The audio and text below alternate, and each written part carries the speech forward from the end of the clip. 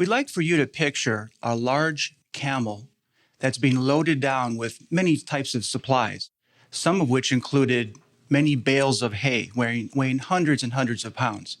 And then one small item was added to the camel's back, and suddenly it drops to the ground. What happened? What made it collapse? You guessed it.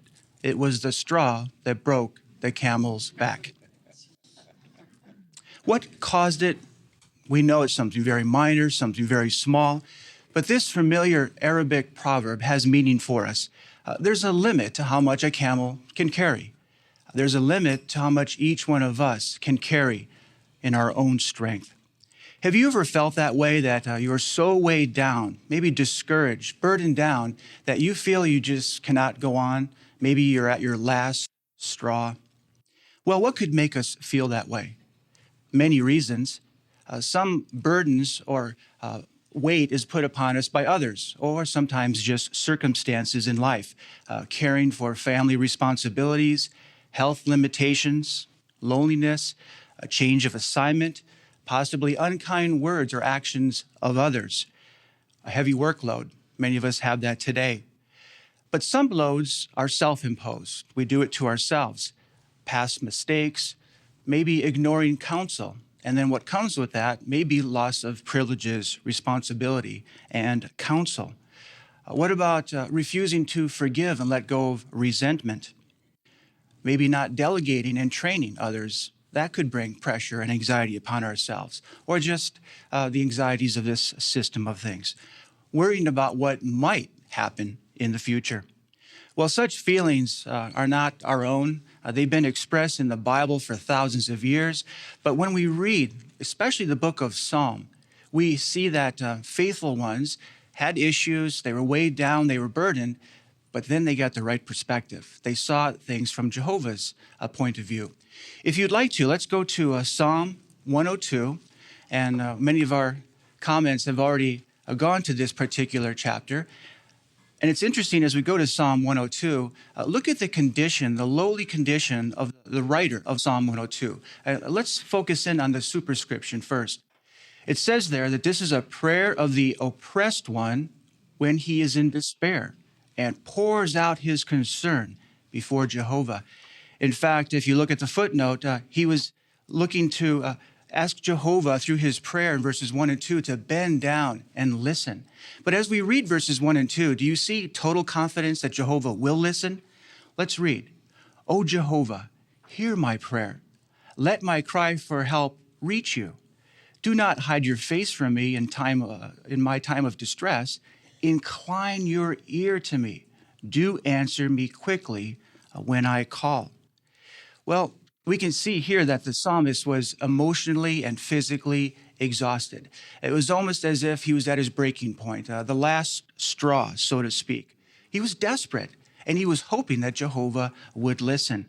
And if you were to read verses 3 through 11, we would see that through word pictures, he really felt so low, so desperate, and so down that he really felt in verse 10 that Jehovah was going to just cast him aside, that he was of no value to Jehovah. Well, we're going to come back to this psalmist. Let's go to Psalm 73 and see the despair of another faithful man, Asaph. Let's see Psalm 73 and notice the depth of despair that Asaph had with those that were really putting a burden upon him because of their actions. Notice verse 21, Psalm 73, 21. But my heart was sour, and deep inside I felt sharp pain. I was unreasoning and lacked understanding. I was like a senseless beast before you. He was almost like that camel we were thinking about, burdened down, trying to understand, does Jehovah see what's happening? When will he act? You see, from his perspective, it just didn't make sense.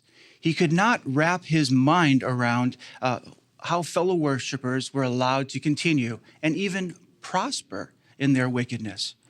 Well, both of these men had something in common. They lacked the correct perspective of their circumstances. They were so self-absorbed in their issues, their problems, and their lowly condition. What was needed? Well, they needed to adjust their perspective. They needed to have Jehovah's view of matters. Well, perhaps we can illustrate the need for perspective in what the Awake helped us to appreciate in the May 22nd, 1992 Awake, an insect called the bee wolf.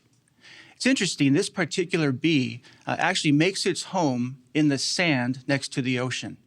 And as it leaves its home, it covers up his entrance with sand, flies away. When it comes back, it digs that hole up again and finds its home.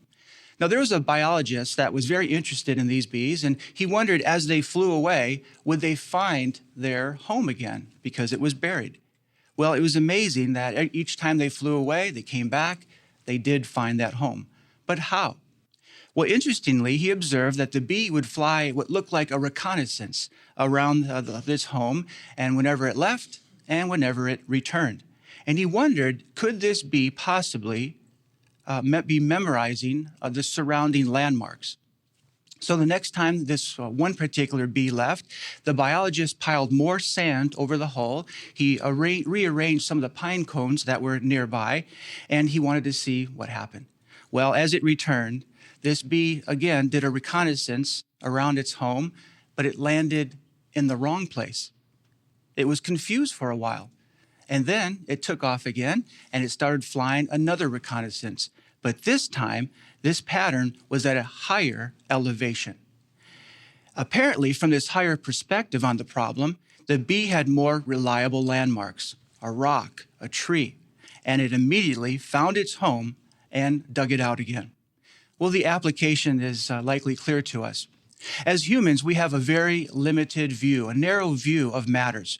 And we can easily become self-absorbed, feel down when problems are weighing upon us.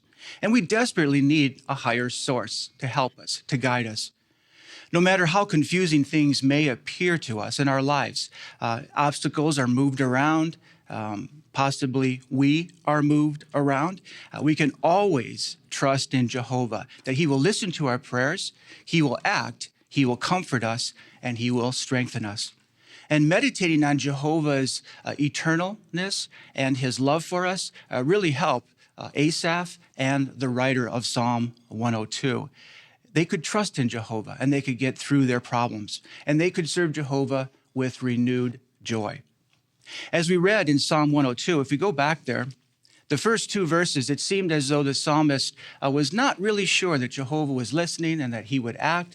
But it was interesting that as he reflected on all Jehovah has done in the past and what he was doing in the present and what he had promised for the future, notice how he changed his mind, his perspective on things in 102, verse 17.